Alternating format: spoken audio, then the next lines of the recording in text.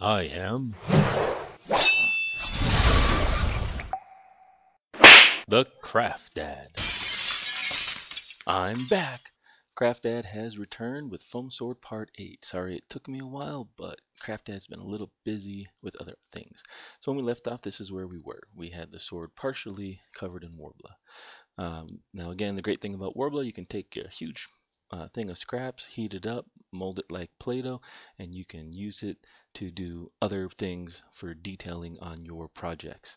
Um, I tried doing the flattening it out before to use it as another flat piece of Worbla, and it's just easier cutting a fresh flat piece and using these for other detailing. So as you can see here, I'm rolling it and thinning it out, making it thinner and thinner and thinner, and then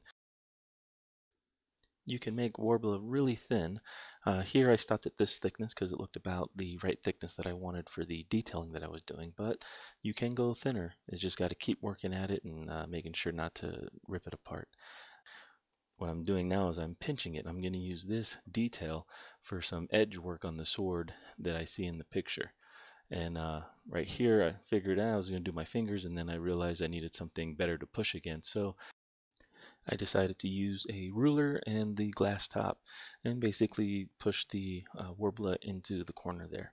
And it worked out really nice. I got two nice flat straight edges and I got the other edge kind of bumpily and stuff, but that's what I wanted. I wanted this to look like a medieval weapon. You know, we're not talking about the future industrial age where, you know, things are really sharp and crisp and nice flat surfaces.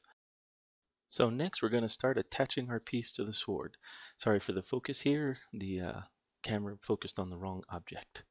But as you can see, I'm slowly attaching the piece that I'm making to the edge of the sword, and this will give it a nice depth perception from the sides. And I just kind of heat it up, attach it. I snip it off where I need the sharper angles at, so I can easily redirect it instead of trying to bend it around. And that's what you see me doing here. I'm just using wire cutters because it gives me a nice flat straight edge where I want it. I don't like using scissors too much. However, you do see me trying to use scissors here. I wanted to see how much different it was, and well, I like using the wire cutters better. So here I'm heating up the edge that I just sliced. Because remember with Worbly you can always reheat and it'll stick right back together. So what I'm doing now is I'm heating up the edge where I just cut it. The reason I'm doing this is I want to reshape it, make sure it's the right shape and angle that I want on that part of the blade, but also to make sure I've got a nice, you know, as smooth as possible uh, surface to connect the other piece of Worbla to, so that I can get a nice seamless connection there with little maintenance that I would have to do. So looking at this from the other side, this is what it looks like as I'm attaching it. As you can see, I'm attaching just a small edge of that triangle shape of the Worbla to the small blade edge that I'm doing. Sorry for the picture not being in focus here. As you can see, here's a nice close crisp picture. I'm again shaping that little notch that I did, making sure it's the right shape and size that I want. As you can see here, I've been working it up on both sides. Now I'm getting to the part where it's going to leave the edge and go in towards the middle. And so again, the Worbla sticks nicely to the foam, although you know in some places it didn't, and that's okay. I just used some hot glue and stuck it down. But just working it carefully and looking to get the angles and the direction that I want. And if I messed it up, I just reheat it up and redo it again. And so I just cut off some small pieces to add in these little triangle notches that go in towards the gem, as you can see there. And I just use my fingers to mold them and get them the right shape, or as close to the right shape. As you can see here, I'm using the wire cutters again to snip it off where I want. Again, you know, some of them are longer, some of them are shorter. So once you get the dimensions right, you know, you're good to go. So you can see here, it looks nice with that three-dimensional edge from the side, and here's the top view. Looking pretty sweet. So now we're going to start working on the hilt of the sword. So the question is do you want to do it in all one piece or do you want to do it in multiple sections? I decided for the top pieces, since I want them to look more smoothly put together, I went with one piece that's going to overlay and then be heated up onto the foam sword itself. So here I did the template, cut it out, laid it on, and next we're gonna start heating it up. Now, uh, you don't have to worry too much about heating it here because it's not going to burn the foam underneath. But you want to heat it up enough so that it will adhere to the foam. Now I heated it up in sections and worked my way back towards the back part since I'm dealing with different levels of dimension here because I'm going to need to stretch the Worbla a little, which is great about Worbla. It stretches, and if you overstretch it, then you can heat it up and kind of smush it back together. So as you see here, I'm just working my way around the sword as I push it around the gems, get the shapes that I want, uh, cut, pushing the Warbler in where I want the nice edges to give me that three-dimensional look.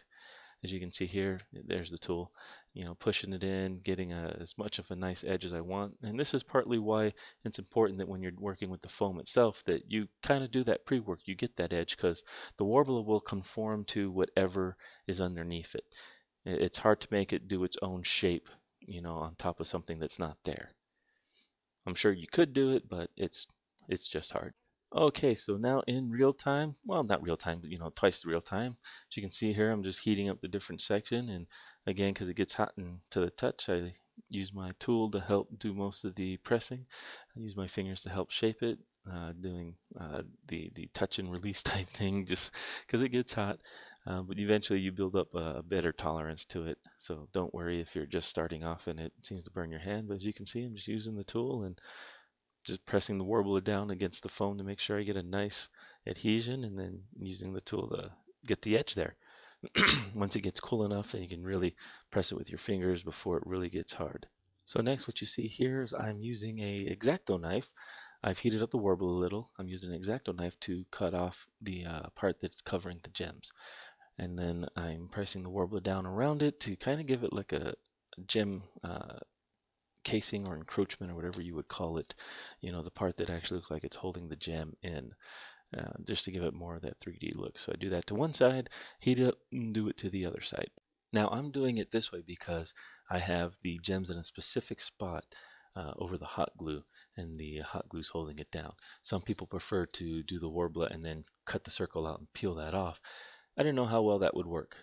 Plus, I don't know, I just like the way I did it. As you can see here, I'm starting to work on the sides. Now, I could have done this in a larger piece to make it one nice flowing piece, but I wanted to try to use some of my scraps. So I decided to see how well I could, patchwork it together, Frankenstein style.